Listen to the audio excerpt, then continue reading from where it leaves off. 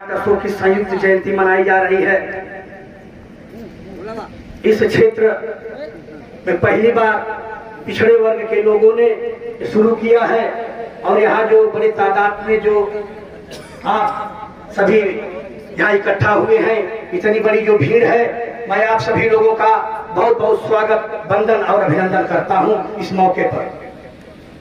और आज के मुख्य अतिथि माननीय रमाकांत यादव साहब जी तो हम लोग पा करके बहुत धन्य हैं, क्योंकि हम लोगों ने एक वीडियो देखा था, साहब ने कहा था कि 30 त्योहार न मना करके हमारे लोगों को क्या करना चाहिए कि जो हमारे लोगों को अधिकार दिए बाबा साहब डॉक्टर भीमराव अम्बेडकर साहब की जन्म जयंती हमारे लोगों को मनाना चाहिए। तो साथियों, इस प्रेरणा को लेते हुए हम लोगों ने राष्ट्रीय पिछड़ा वर्ग मोर्चा के बैनर तले ये जो कार्यक्रम का आयोजन किया है, तो हम बहुत खुश हैं कि साहब आज हमारे लोगों के बीच में है। और जो कार्यक्रम का रूप है, कार्यक्रम के रूप में भी बच्चे बच्चियों का हम लोग संबोधन और प्रबोधन का कंपटीशन करेंगे। संबोधन और प्रबोधन के कंपटीशन के बाद उनको पुरस्कृत किया जाएगा। तो मैं अब निवेदन करना चाहूंगा, क्योंकि हमारे एमपी साहब बड़े ही समय से आ गए, अभी हम लोग टेंट ही लगा रहे थे, तब तक माननीय एमपी साहब हमारे लोगों के बीच में आ गए, हमने निवेदन किया। तो मैं अभी निवेदन करूंगा साहब से कि आवा और आज राष्ट्रीय पिछड़ा वर्ग मोर्चा के बैनर तले जो कार्यक्रम हो रहा है, हम सभी लोगों को संबोधन करने का काम करें। माननीय रमाकांत साहब जी, बहुत बहुत धन्यवाद। आज हम सब लोग बाबा साहब भीमराव अम्बेडकर के जयंती समारोह में आए हुए हैं। समारोह की अध्यक्षता कर रहे हमारे आदरणीय अध्यक्ष जी, इस कार्यक्रम के संयोजक आदरणीय धर्मेंद्र चौहान जी, भाई अजय चौहान जी, और जो दिन रात अपने लोकगीत के माध्यम से मिशन की बात समाज को बताने का काम कर रही हैं, आदरणीय सरगम जी, और हमारे एक लोकगीत कलाकार आपके पड़ोस के हैं, आदरणीय राजेश यादव जी, और यहाँ पर उपस्थित सभी सम्मानित किसान भाइयों, नौजवान दोस्तों, माताओं और बहनों, बहुत खुशी हो रही है कि आज राष्ट्रीय पिछड़ा वर्ग मोर्चे के लोग बाबा साहब का जन्मदिन मना रहे हैं। और उससे बड़ी खुशी हो रही है कि खास करके जो पिछड़े समाज के लोग हैं यहाँ पर अच्छी संख्या में आए हैं, क्योंकि जो हमारे समाज के विरोधी हैं वो हमारे पिछड़े और दलित समाज को अच्छे तरीके से गुमराह कर देते हैं पिछड़े समाज को कि बाबा साहब केवल चमारों के हैं और आपके नहीं। लेकिन जो शुरुआत हुई है, निश्चित रूप से आने वाले दिनों में ये शुरुआत कोई न कोई रिजल्ट लाएगा आने वाले दिनों में। मित्रों, अभी सरगम जी अपने लोकगीत के माध्यम से कह रही थी, शूद्र के बारे में बहुत अच्छे तरीके से बता रही थी। वर्ण हम लोगों ने नहीं बनाया, वर्ण किन लोगों ने बनाया है?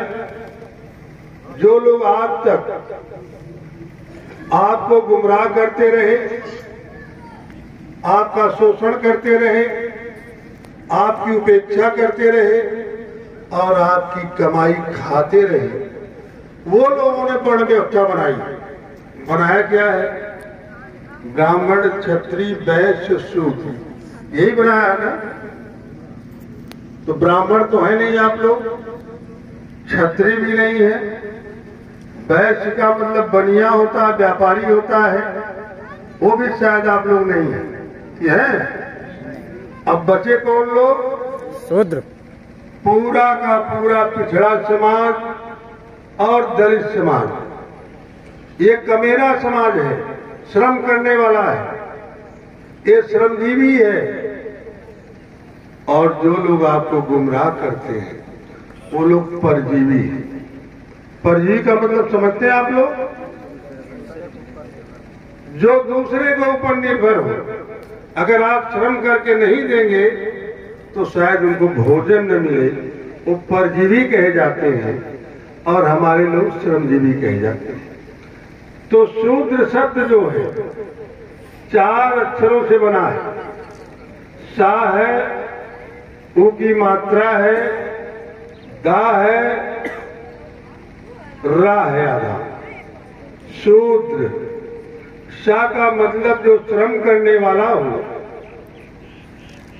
उस पर ऊ की मात्रा है जो उदारवादी हो। फिर दा आता है जो दयालु हो, और रा आता अंत में जो रक्षक हो, जिसके अंदर 4 गुण हो। श्रम करने वाला हो, उदारवादी हो, दयालु हो और किसी की रक्षा कर सके, वही शूद्र हो सकता है। तो शूद्र श्रमजीवी होता है, न कि परजीवी कभी हो सकता है। इसलिए शूद्र शब्द का अर्थ लोग बताते नहीं। रहा बाबा साहब का 14 अप्रैल से बाबा साहब के जयंती समारोह मनाया जा रहा है, और मैं समझता हूं कि पूरे अप्रैल महीने तक बाबा साहब का जयंती समारोह मनाया जाएगा।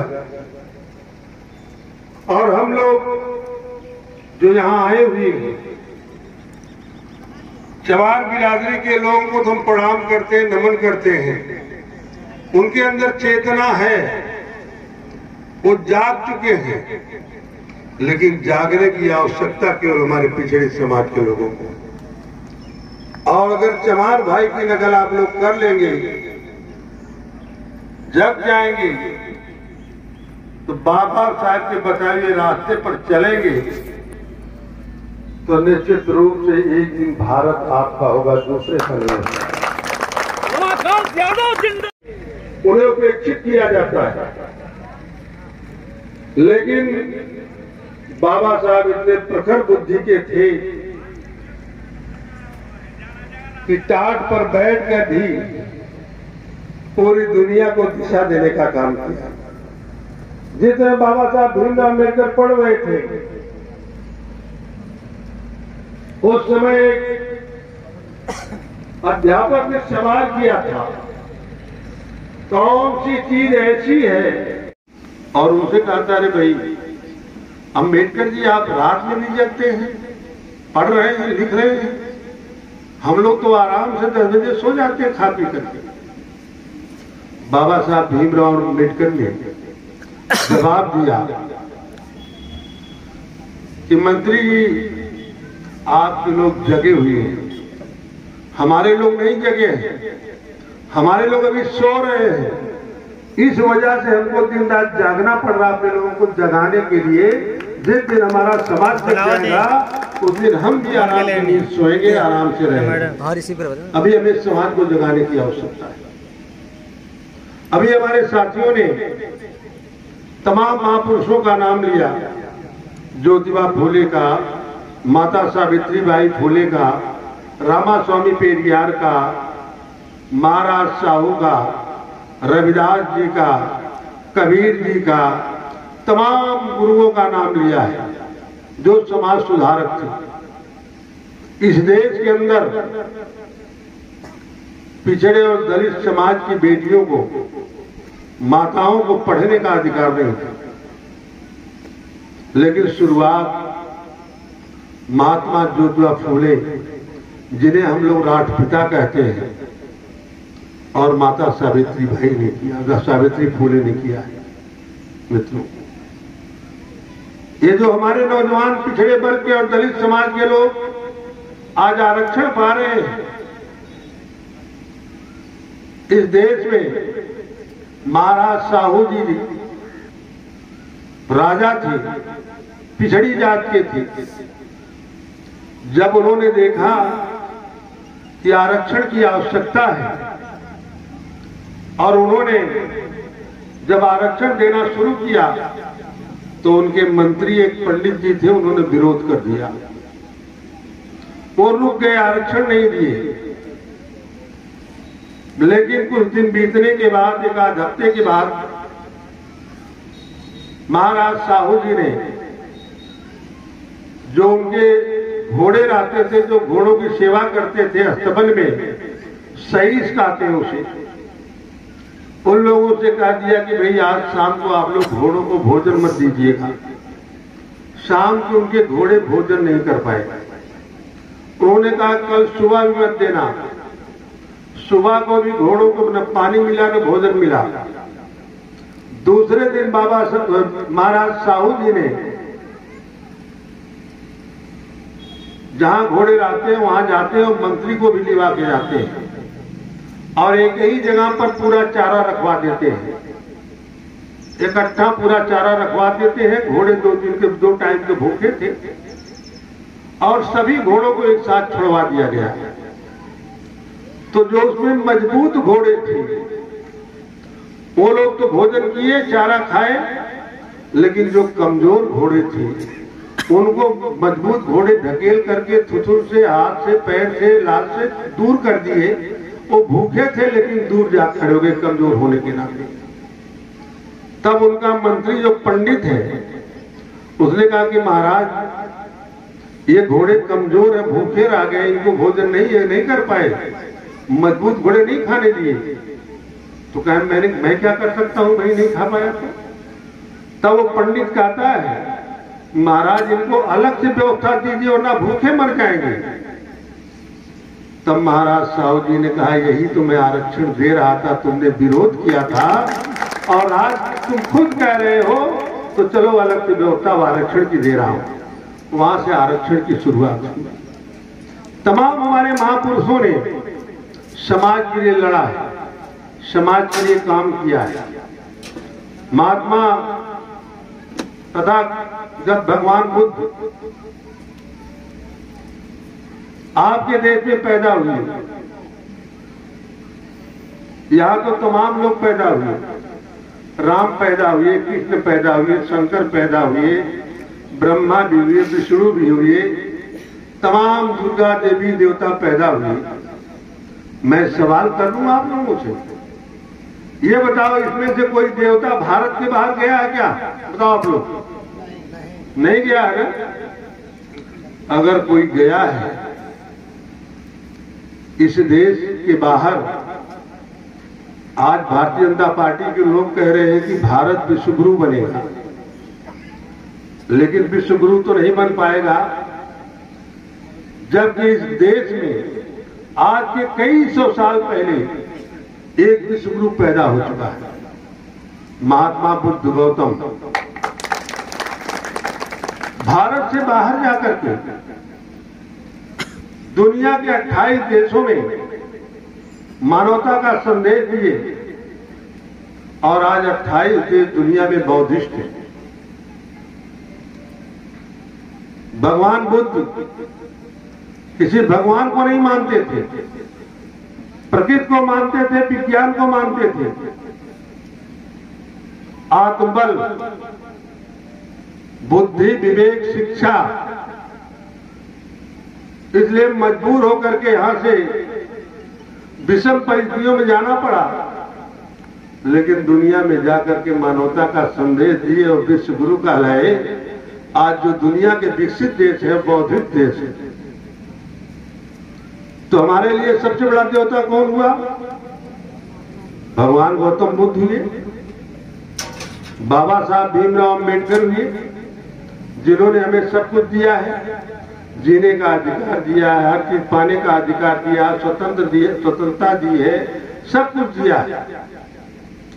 तो हमारे लिए ये दोनों भगवान ठीक हैं, या जिसको आप मिट्टी का बनाते हैं, पत्थर से ठोक ठोक कर चीनियां थोड़ी बनाते हैं, ला के रख दिए, जो कि कुछ नहीं करता, खाली हमसे पैसा वसूलता है, 10 रुपये 5 रुपये आप ले चढ़ा देते हैं, वो भगवान ठीक है कि ये भगवान हमारे ठीक है? बोलो।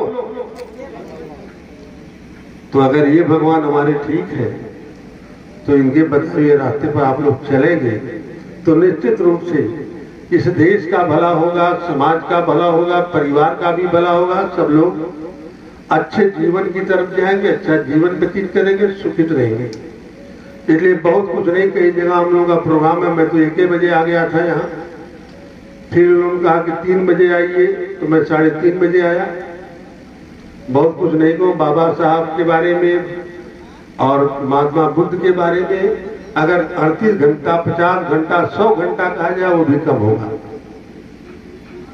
इसलिए बहुत कृतज्ञता करते हुए मैं आप सब लोगों को पुनः धन्यवाद देते हुए बाबा साहब भीमराव अम्बेडकर के चरणों में नमन करते हुए, महात्मा बुद्ध के चरणों में नमन करते हुए अपनी बात को समाप्त करता हूँ। जय भीम, जय भारत, नमो बुद्धाय।